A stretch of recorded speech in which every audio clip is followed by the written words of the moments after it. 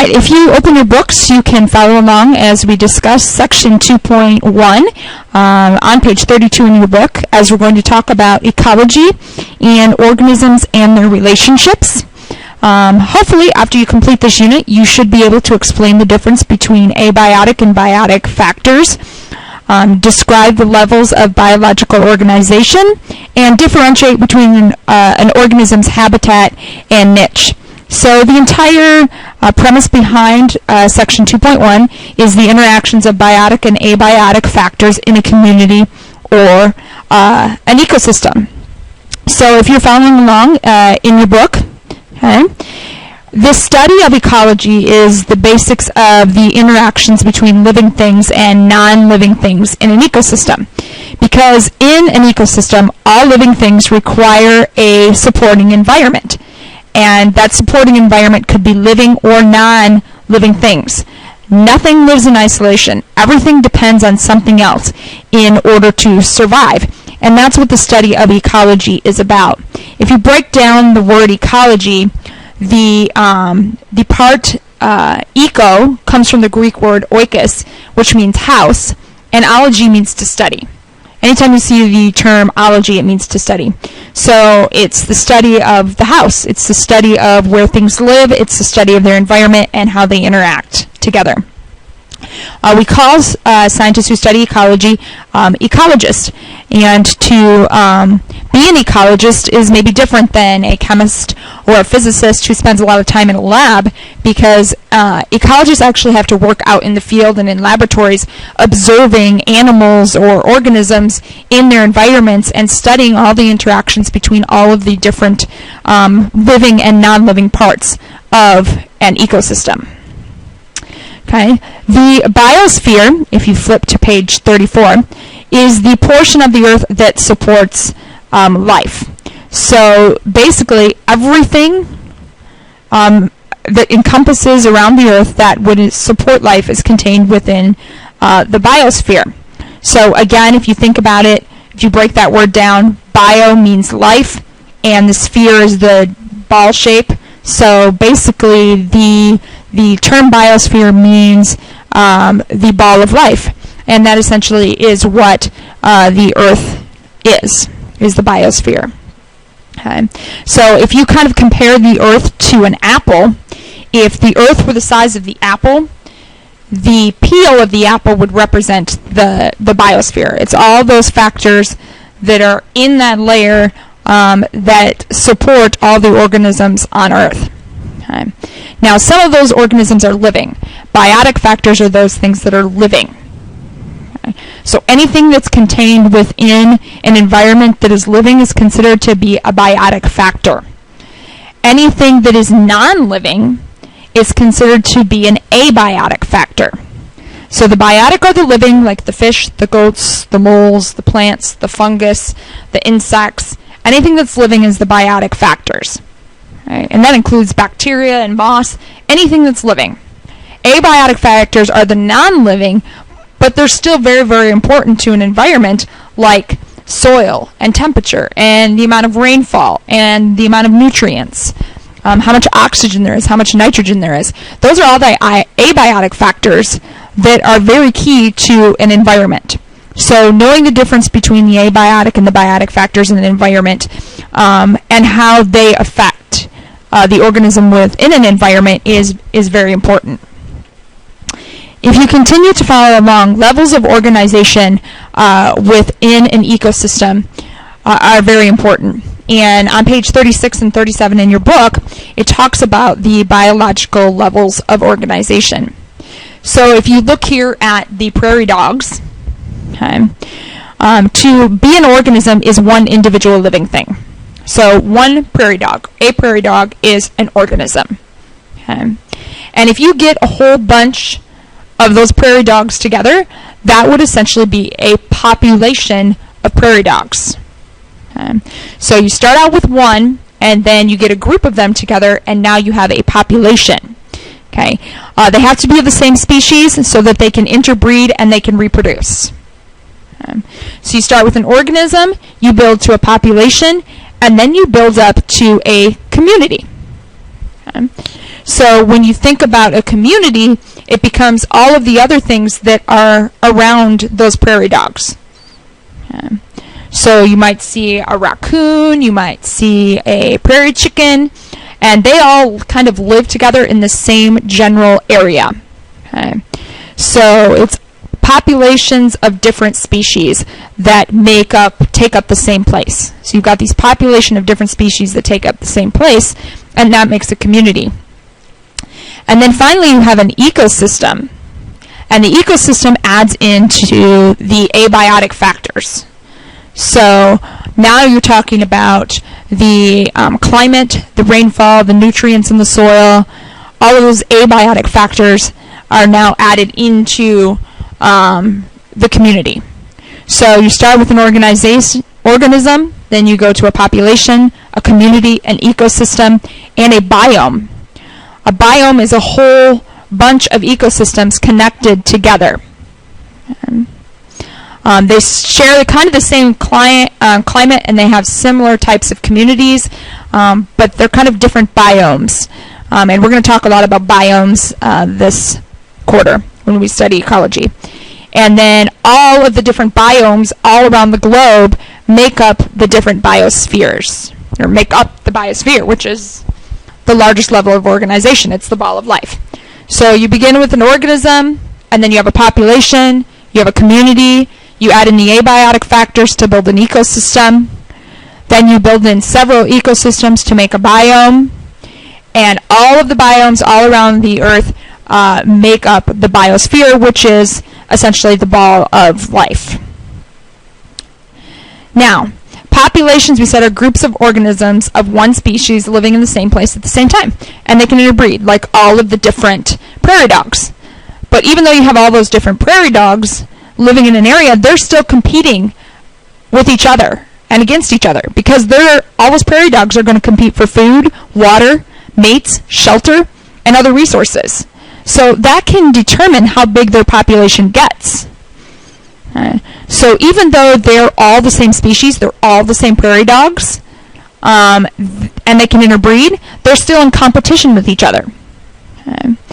And depending upon how well they can share those resources, depends on how large their population can become.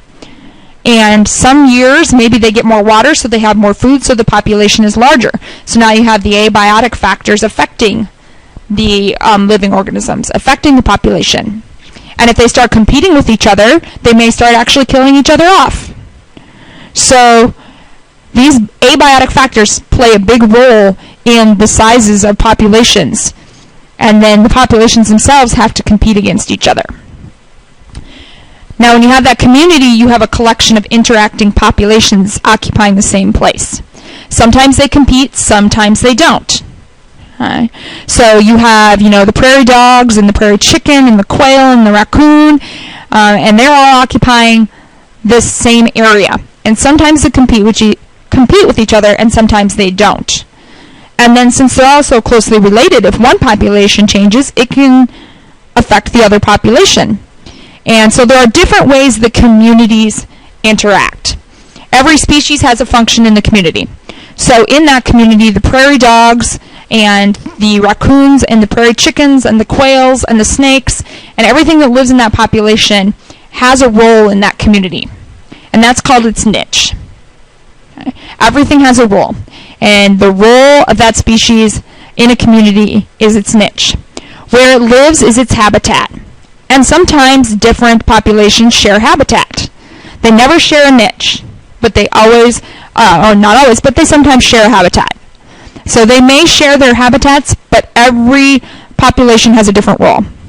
The snake has one role, the prairie dog another role, the prairie chicken another role. Everything has its own niche, even though they may share the same habitat. So as we said, ecosystems are then the interactions among the populations and the abiotic factors. So once you get to an ecosystem, we're adding in those abiotic factors.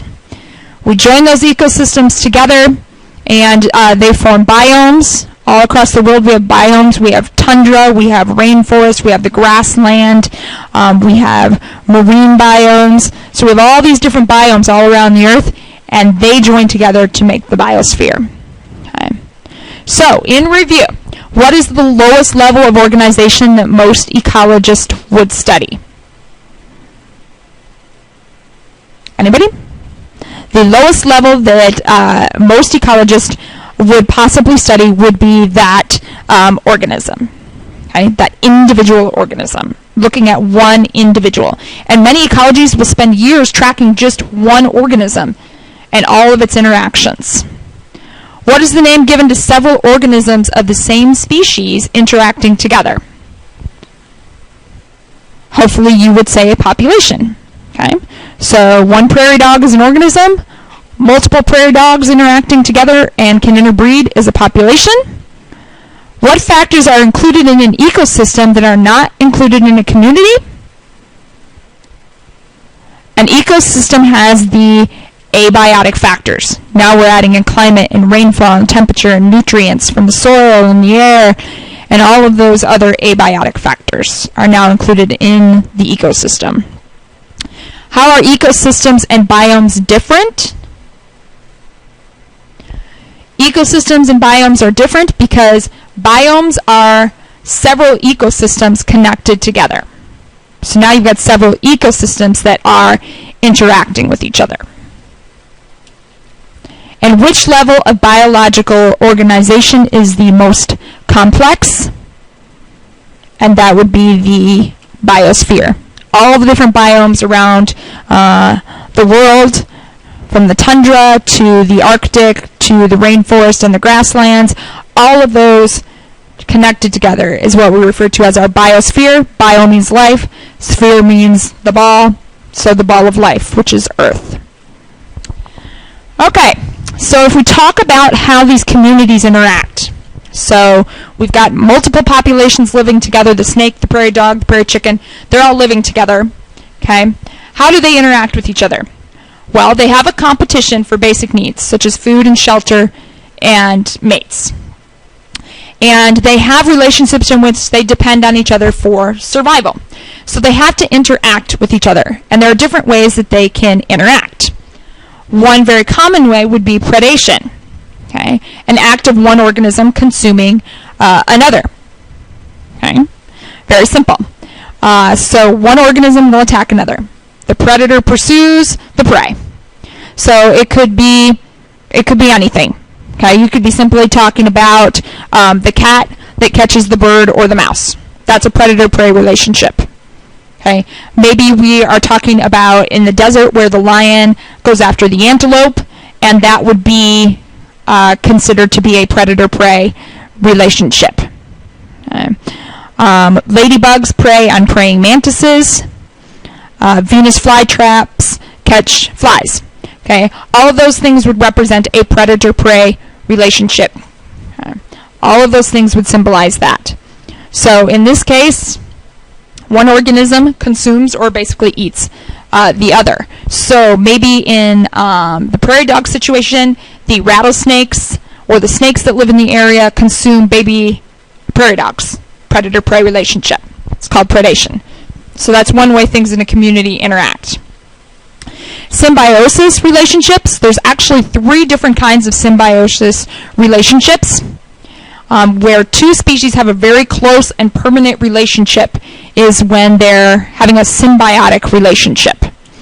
And there are 3 types of those, and if you're following along in your book, these start on page 39. First one would be commensalism, where one species will benefit and then the other one is neither harmed nor benefited, really, but one species is benefited. One example I like to give is birds on cows. Okay, anybody know what the birds are doing when they're sitting on the backs of cows? They're eating insects. So the birds are benefiting, not really harming the cow. It's really not beneficial to the cow either. So the bird sits on the back of the cow and eats the insects off it. Barnacles on whales. Whales have barnacles attached to them that are eating things that the whale misses, the extra food. So they're hanging out attached to the whale, and then they're eating the barnacles left over from the whale's dinner. Or they're eating the plankton and things left over from the whale's dinner. Anemone and clownfish. Clownfish and things hide in the anemone because the anemone sting, and so they hide themselves within the anemone so that predators won't eat the clownfish. Very common example, and also easy to see on the movie Finding Nemo. Okay. And then the barnacles on the whales as well. So those barnacles attach themselves to the whales. You can see them here. Whales filter the food through their mouths, and then it is left over for the barnacles to eat or consume, and then they help to eat and clean the fins of the whales as well. So that's commensalism, moss growing on trees. That provides a habitat for the moss, not harming the tree. Mutualism is when both of the species will benefit. So giant sea bass are cleaner fish, and they hang out by the regular or larger fish, and they clean the bottom of the other fish. They catch the leftover food, those types of things. Again, we've got some birds that hang out on the backs of rhinoceros, and they eat parasitic insects off their backs, so everybody's happy in this situation. Okay. Lichen are a fungi, and they very commonly appear, it's a type of algae basically, and the algae provides food for the fungi, and the fungi provides habitat for the algae. So the algae and the fungi have this relationship. So where both species get some sort of benefit is mutualism. Bees and flowers would be an example. Bees and flowers, bees make honey off the pollen, and as the bees go from flower to flower, they're moving the pollen around so that the flower can reproduce. That would be another example of a mutualistic relationship. And the last relationship is parasitism. And in the case of parasitism, one organism will benefit, but the other organism is definitely harmed. Things here, ticks, fleas that attach themselves maybe to your dog or your cat, in which they're sucking the blood out of your dog or your cat. That's harming your dog or your cat.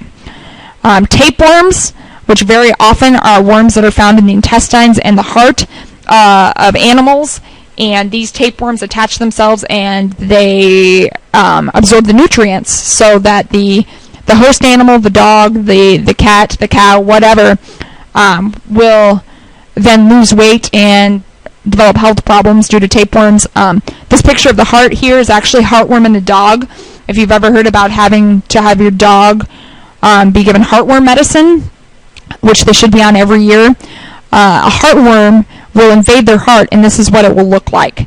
And obviously the heart is not going to function right. The heartworm there, the big worm, is sucking the blood and the nutrients away from the animal and will eventually kill them.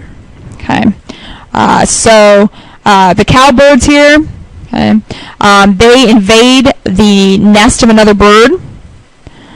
And what they do is they lay their eggs in another nest, and then they get somebody to essentially the other mother to take care of their babies, but the baby cowbirds actually push the other birds out of the nest. So you got a nest full of robin eggs, and the cowbird will come along and lay a couple eggs in there, and then when the cowbirds hatch, they will actually push the baby robins out of the nest and kill them.